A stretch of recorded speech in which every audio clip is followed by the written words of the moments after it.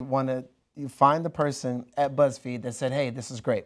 So, you know, Jim, Carrie, Melissa, whoever thought this was great.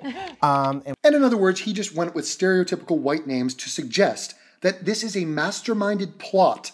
Yeah, right. Buzzfeed is a plot to say fuck you to the black people. That's right. Yeah. There's no minorities working for Buzzfeed. It's just white people, and their entire end game was to get to this video to criticize the black community.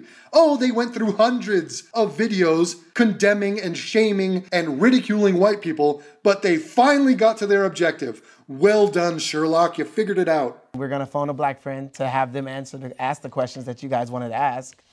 I really want to know what the point was. I want to follow up on this and say, okay, this was the goal. Okay, so why don't you get the black people that were featured in that video and say that to their face.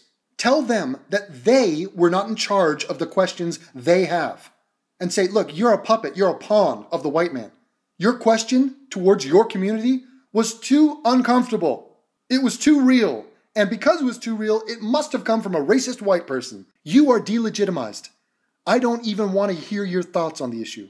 So put on your tap shoes and start tap dancing to the Black Power movement and the message behind what we are about, which is we are the victims. And we're not allowed to forget about fixing our community. We're not even allowed to ask questions about the problems in our community. That's the world he wants to live in. Or we either need an apology from Buzzfeed. Kenny, call